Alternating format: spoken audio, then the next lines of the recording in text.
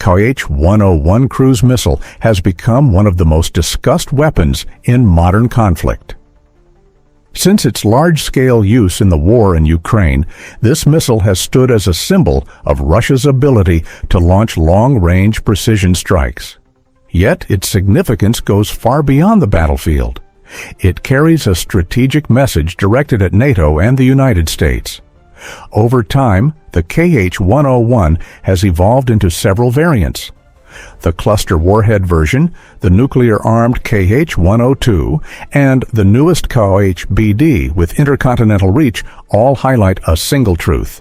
For Russia, cruise missiles are not just weapons. They are instruments of deterrence, coercion, and global strategy.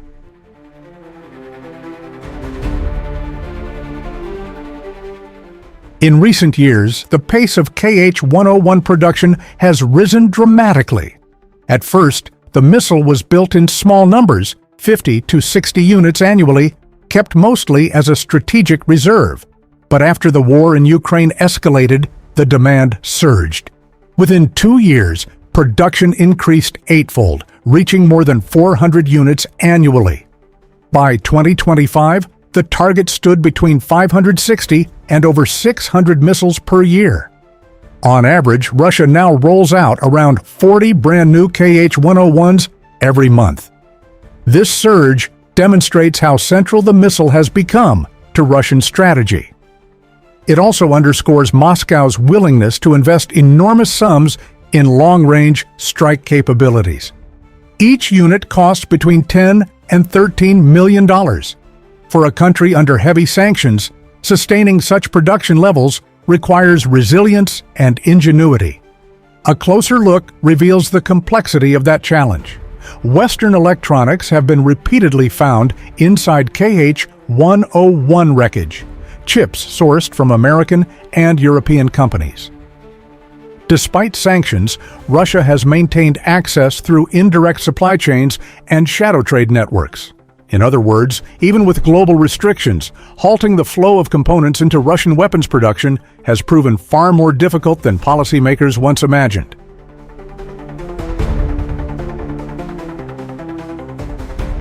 The Kh-101 is engineered for reach, accuracy, and survivability. With a range of more than 4,500 kilometers, it can hit targets across continents. Its warhead weighs roughly 400 kilograms, and its guidance system allows a margin of error of only 5 to 10 meters.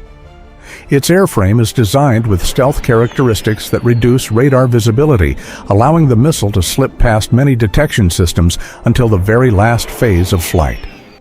But development has not stood still. In 2024, Russia unveiled a cluster warhead variant. Instead of a single charge, it carries up to 800 kilograms of submunitions that scatter across a wide area. The trade-off is reduced range, down to around 2,500 to 3,000 kilometers, but the destructive footprint grows exponentially. This version can devastate airfields, supply depots, or critical infrastructure in a single strike. Parallel to that stands the Kh-102, the nuclear version. With a range exceeding 5,800 kilometers, it carries a warhead between 250 kilotons and 1 megaton. While it has not been used in Ukraine, it forms a crucial part of Russia's nuclear triad.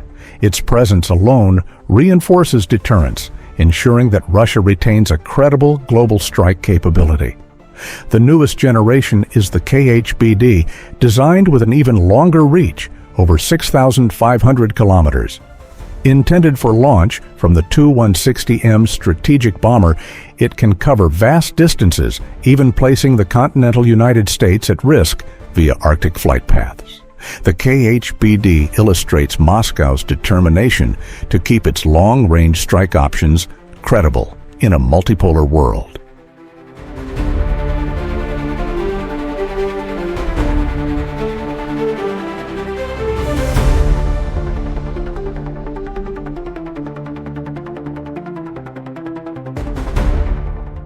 Defending against these missiles is extraordinarily difficult. The Kh-101 flies low, hugging the terrain to avoid radar. Detection windows are short, leaving air defenses with minimal reaction time. Its long range allows Russia to launch from deep within its own territory safely beyond counterstrike range. For Ukraine, for NATO, even for the U.S. mainland, this creates a constant, lingering vulnerability. Russia rarely launches these missiles in isolation. Instead, it saturates defenses with layered attacks. Swarms of cheap Shahed drones are sent in first, forcing defenders to expend interceptors and reveal radar positions. Then, waves of Kh-101s follow, striking hardened or high-value targets. Finally, ballistic missiles like the Iskander or hypersonic Kinzhals finish the job.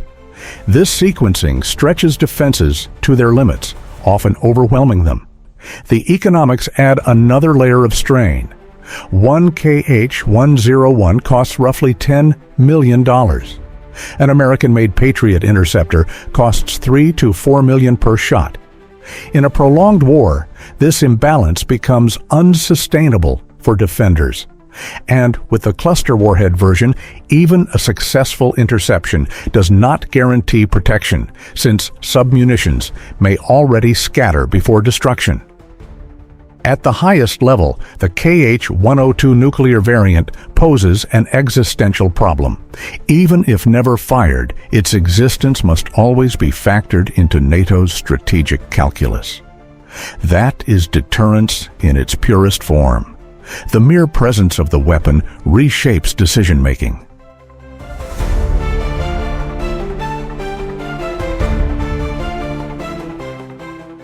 The story of the Kh-101 and its successors is the story of how Russia adapts to modern war. Mass production has turned it from a limited reserve into a workhorse of strategic bombing campaigns. Technological evolution has given it versatility, conventional precision, wide area cluster damage, and nuclear deterrence. Its integration into layered strike tactics has made it a cornerstone of Russia's warfighting doctrine. For its opponents, the dilemma remains severe. The missile is hard to detect, costly to intercept, and devastating when it gets through. For Russia, however, it is far more than a weapon. It is a pillar of strategic identity, a signal to the world that Moscow's long-range strike capability remains intact, credible, and deeply threatening in the 21st century.